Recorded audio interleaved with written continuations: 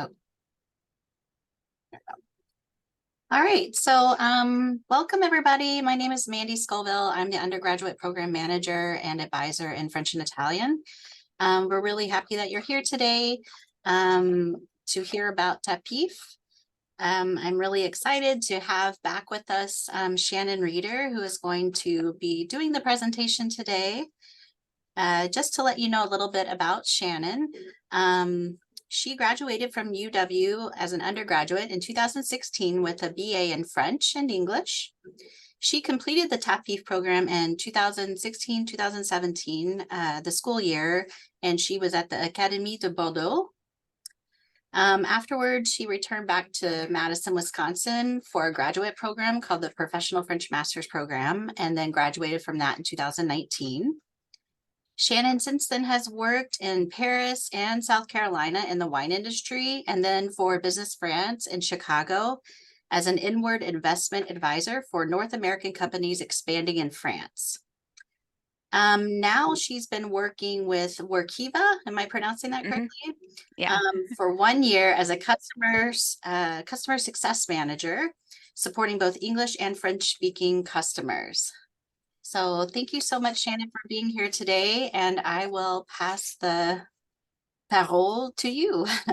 Thanks, Mandy. Yeah, I'm always glad to be here and talk to students either about like TAPIF or like about what I've been doing with my French in the past, I guess 7 years since I graduated, so a long time. I'm gonna share my screen really quickly and then I'm gonna run through a presentation. Um, Feel free to like ask questions in the chat and Mandy will monitor that for me or like raise your hand and we can talk through it. But essentially I'm going to run through the basics of the program and kind of interject with some of my experiences from my year doing TAPIF in France. And then at the end, we can always do some Q&A. So first off, some of the things we're going to go over are just like the basics of eligibility, your job duties, the different benefits, and then what exists for you after the program. But just so you know, the applications are currently open, and I believe the deadline is in January to apply. So what is TAPIF? So basically, this is organized through the French Education Department. There's about 1,300 different positions for Americans to come and be an English teaching assistant in France or part of the Outre-mer, so like the other overseas departments that are still part of the French government. You can be in different levels of schools, and we'll dig into that too.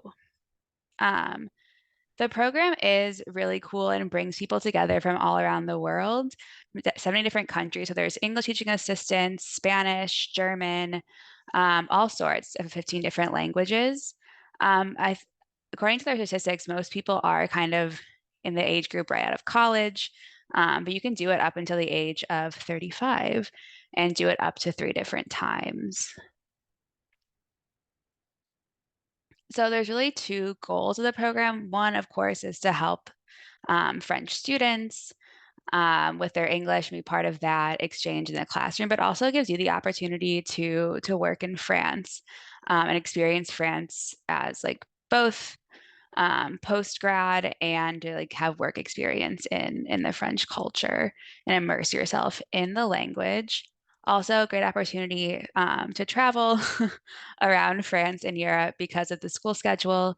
I don't know if you're aware, but every 6 weeks in France, students have 2 weeks off. And so every 6 weeks, you also have 2 weeks off, which is a lot of great time to travel.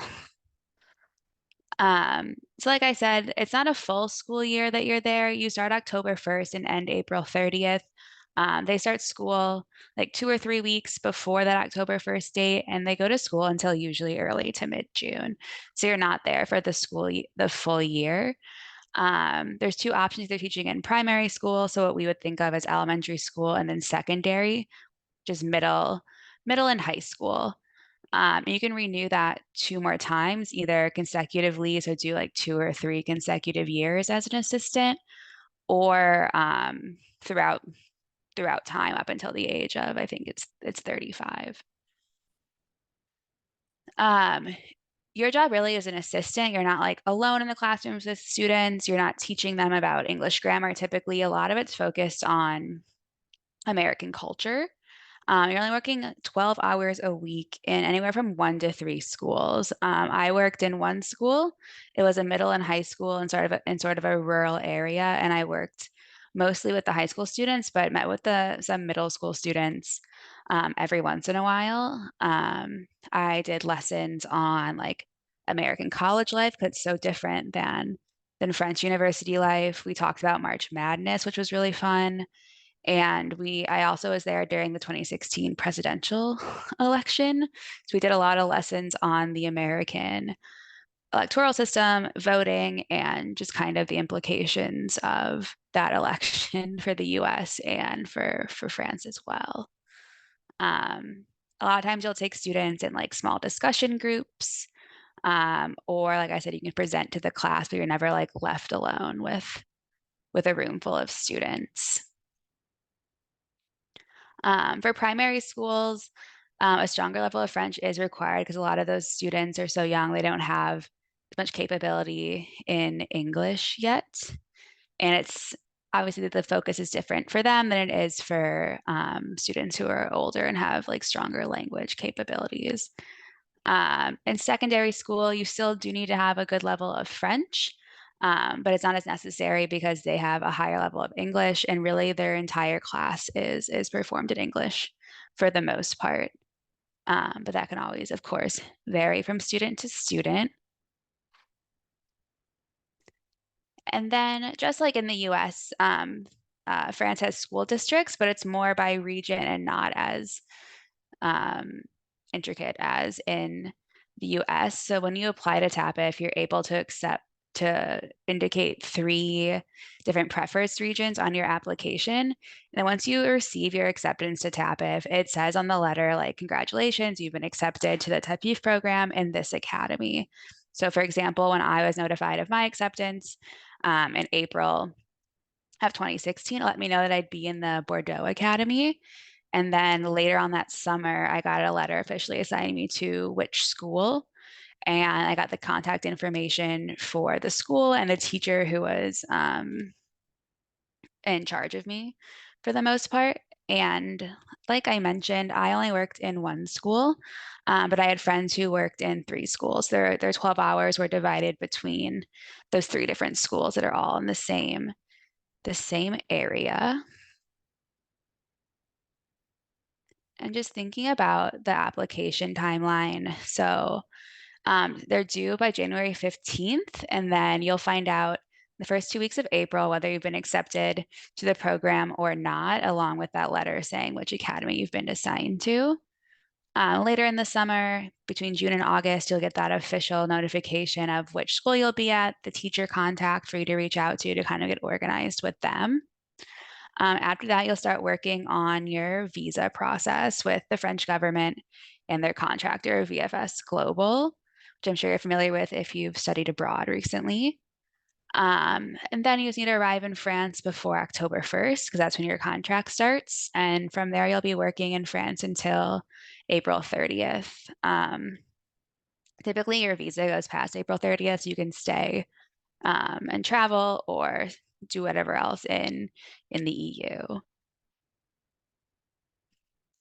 For those 12 hours of work that you're doing at your school, you do receive a stipend or a salary. It's now 813 euros a month net, so after taxes. That includes being part of the French healthcare system.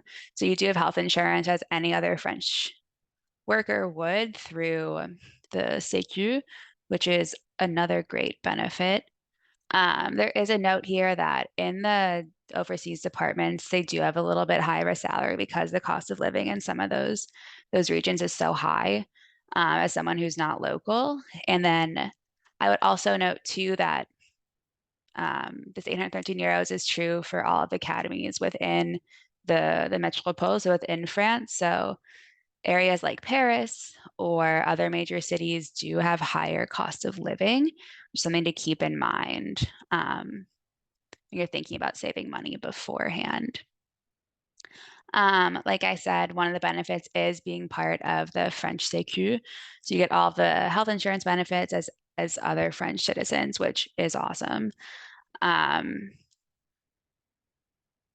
but otherwise, your other personal expenses, those are up to you. So it is up to you to cover your own housing expenses, travel expenses, and any additional medical costs.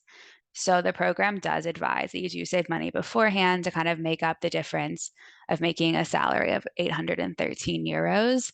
I will say, depending on where you're placed, there is sometimes a lot of help with housing. For example, my school was in a more rural area, and there was actually housing on site for teaching assistants because the headmistress of the school lived there as well for part of the week. So I shared an apartment with the Spanish teaching assistant on the school campus, and I only paid, I think it was 115 or 120 euros a month to live at the school, which was great. So I had a lot of other income to spend on necessities and other things. Some schools also just have connections within the local community to help with housing, especially they receive assistance often. Otherwise, if your rent is really expensive and way outside of, that income that you make, there are a lot of programs in the French government to help with rent assistance. And I think that is laid out in some of the TAPIF handbooks how to apply for that rent assistance to get reimbursed for part of your rent based on your salary. Okay, and then for applying there, you go on the website and there's instructions. I think I may send them over to Mandy as well. But for eligibility, you have to be a US citizen or permanent resident with a valid passport, of course, and pass a background check. Um, the program is only for people between the ages of 20 and 35 on the start day of the program. And then if you have to have essentially completed your higher education at a university to qualify. And then there are French language requirements, which I'll get into how they evaluate those. So for the French proficiency, there is an essay that you have to write as part of the application in French. So they'll evaluate your French from there. And then you can either send over your transcript from your French classes at UW or anywhere else, or if you've taken any of those qualifying language exams to get those European certifications like B1, B2, or things like that, you can send those over as well, but it's not required to have taken those. Also great to get any teaching experience, whether that be tutoring, teaching, anything like that. And there is some recommendation letters as part of the process as well. And of course, having an interest and a motivation to work internationally and interested in that interculturality is important too. So applying early, great idea. The deadline has already passed for the early bird, but still plenty of time before the January 15th official deadline. And there is an application fee. And all this is done through the TAPIF website that's listed there. Other advice, of course, getting your recommendation letters, asking people in advance is polite and the best way to get recommendation letters from different professors or work colleagues or advisors, and then making sure if you need to get any of those transcripts or test result certificates. Really think through the experience that you have, what could be done, like what relates to teaching or working with younger people or adolescents, and then thinking about what you want to do in the future, whether your career is wanting to be a teacher or not. Just thinking about how your French and that experience in France will help you further what you want to do afterward.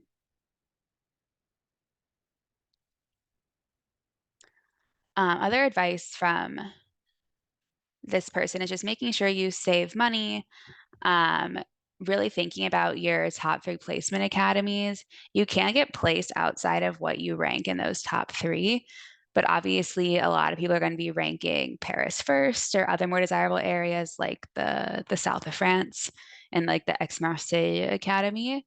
So thinking about that strategically is a good tip as well.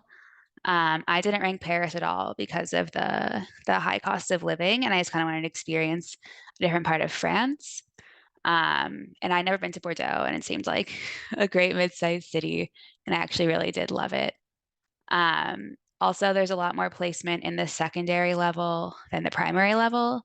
I also chose secondary school as my first choice, mainly because I think I like was for me it'd be easier to relate to those students. I didn't have a lot of experience with children at the like the elementary school level. And then of course, once you get to France, applying for your health insurance as soon as possible. And then the CAF is that rent assistance program. Another really cool thing about the TAPIF program is after you complete it, there's a huge alumni network and graduate school opportunities for you. While the PFMP has ended at UW-Madison, there was a scholarship for that, which I did apply and get to as like a TAPIF alumni. There's also a huge LinkedIn group where people post different jobs for after TAPIF and a Facebook group as well. I posted in a LinkedIn group before when I worked for Business France when we had job openings, because that's really the best place to find other French-speaking people looking for French-speaking work in the US. Some alumni scholarships that exist can be found at that FrenchCulture.org website. But some of the big ones I would say are like the ones at NYU and the ones at Middlebury for the Language Institute are huge deal scholarships and huge programs that you can apply to for scholarships part of his TAPIF. There's also other scholarship partners, people who want to continue in higher education or continue in French education at some of these schools as well. You can also have alumni scholarships for getting a master's in France, which is another great opportunity. Getting a master's in France also sets you up for being able to stay in France for longer while you look for a job, and really setting you up to work in France in the most straightforward way. You can also apply to work for schools in France afterward as more of a full-time teaching assistant. And also at the university level, which is what my Spanish speaking counterpart did after our year at our school. He actually still teaches as a teaching assistant at the university level in Paris. There are also some joint programs for teaching that you can apply to as part of TAPIF. I believe this program is related to doing your master's in education at the same time as doing the TAPIF program. There's more information on that through this link. TAPIF also works with Fulbright indirectly. Fulbright is a separate application and its own organization through the US government. But you will run into some other Fulbright teaching assistants around France where they've been placed. I think a lot of them are in the Paris area. More about that. You can also find out more through like the Campus France website. If you've studied abroad, you've probably registered with Campus France in the past.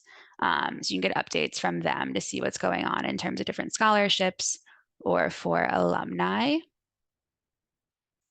Other things going on in the TAPIF universe is like photo contests. They have buddy programs to help, and so you can get help or just reach out to somebody who's been in the same academy that you got assigned to. I've actually spoken to a couple of the assistants who got assigned to my school in the past. One found me through the blog. Actually, they both found me through the blog that I wrote while I was there on WordPress, because it's just such a small town. You can follow the teaching assistant program in France on Facebook, LinkedIn, and Instagram to kind of get a better idea of what people are doing, and there's probably FAQs and things like that as well. They've been doing social media takeovers for people who are currently teaching or have taught to get you more perspective on that experience. And then there's also a podcast that you can listen to too that kind of goes over the different things, different aspects of what it's like while you're over there. Here are some testimonials that you'll be able to read once I send this over. But just in terms of my testimonial, it's like I had a great experience. I highly encourage anyone who's interested to apply. I really found that year to be really useful to me in a lot of ways. It was great to spend that time in France working as a French employee, kind of seeing what the French education system was like and what it was like to work in France or just work, outside of the US. It gave me a lot of time to reflect on what I wanted to do after the program. I really treated it as a gap year. As I've said, you only work 12 hours a week, which really isn't that much. You have a lot of free time to explore, to apply to grad school, to make friends. You can tutor, and really get involved in the community. The town that I worked in was called Aiguillon. I think it's 4,000 people in the Bordeaux region of France. It's about an hour away from Bordeaux, on the train. I had great access to Bordeaux and also to the next biggest city nearby, which was called Agen, just I think 30,000 people. There was about 20 or so assistants in my department. So spread between Agen and then the other small towns surrounding it, like where I lived in. We met up at least once a week to all hang out, have dinner together. We traveled together in small groups sometimes. Like I said, every 6 weeks, you have 2 weeks off. I visited friends who were teaching in Spain, friends who were taking a gap year in London. I spent one of the breaks traveling by myself for the entire 2 weeks, on a bus trip, which was really rewarding and a great time. And I think having this experience in France really helped me later on, especially because I worked in France later as part of the PFMP for my internship. I just think it's really important to have that understanding of a different business culture and working somewhere else to have more perspective on what you want to do and just to be a more well-rounded, citizen of the world in that way.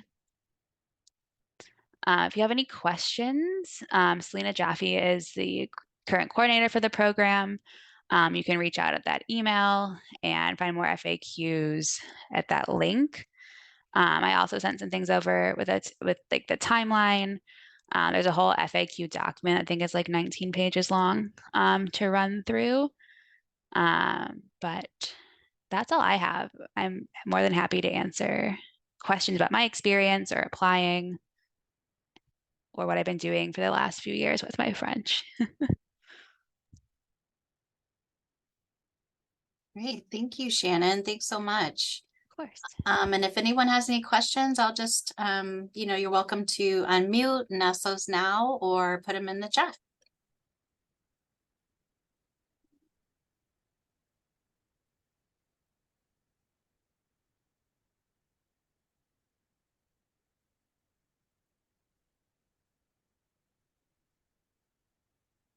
Looks like there's one question in the chat.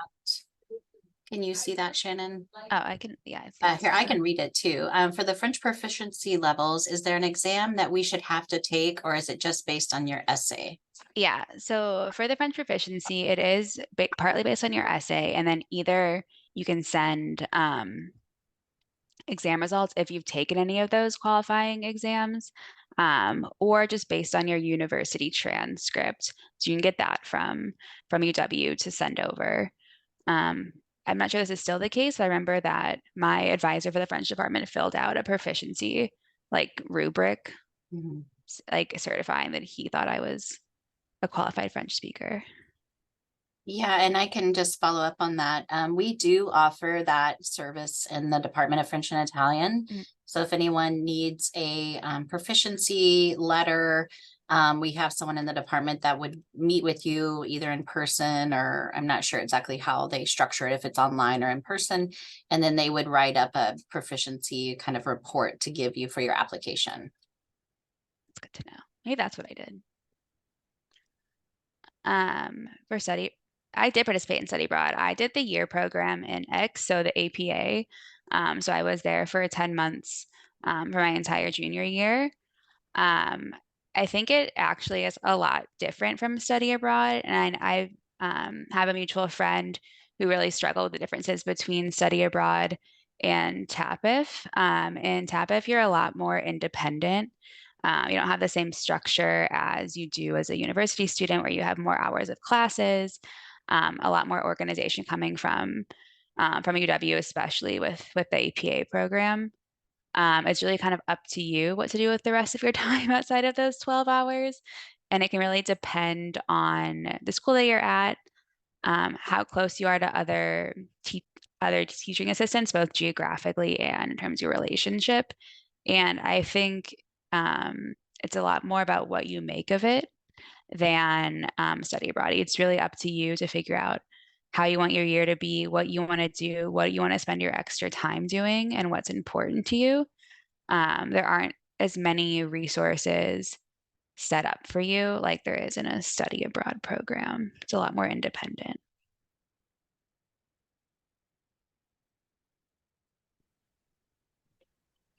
I had a question about kind of how they place people together. Mm-hmm. I saw on the website that like if you have a spouse, they're Mm-hmm. able to kind of like accommodate for that. Mm-hmm. But I'm actually applying with my sister, and I was wondering if there's any Oh, accommodations in that way, or if we just kind of have to get lucky and be placed in the same spot. I'm not sure. I knew about the spouse thing, and because I think someone I know did do that with someone they weren't married to, but they were like in a long-term relationship. I'm not sure about siblings. That would be a good question to ask them, or I can see if it's in the FAQ document. Okay, thank you. Yeah. I also have a question. Hmm. So I'm originally from Spain. Hmm. So I'm a European citizen and I do also have American citizenship. Hmm. So for me, would it be more convenient to do this whole process as a European student, or would I also have to do it as an American student? Because I know that for the visas, since I'm a European student, I wouldn't need Yeah. much of that process as well. And so I was just kind of wondering if you knew anything about that. I think the TAPIF, like calling it this, like the assistant program in France, is specific to like the relationship with the US government. This one's specifically about for US citizens. And I think based on what I talked to other assistants about when I was there, I think the application process and like portals are different for different countries. So it kind of depends which citizenship you want to apply through. I'm sure you're not the first person to have a dual like EU US citizenship. So another good question to ask, where I can see if it's in the FAQ as well. Thank you so much. Yeah.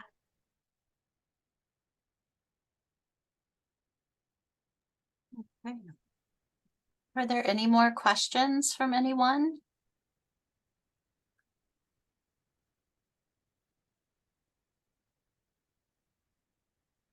Yeah, and if it's okay with you, Shannon, I think it is, but I'm happy to send out the PowerPoint Yeah, presentation, even the recording today and the other documents you sent sure. to all the participants. Yeah, there could be. I didn't dig through the FAQ document because it's like I said, it's pretty long. So hopefully it has some of those answers that I couldn't.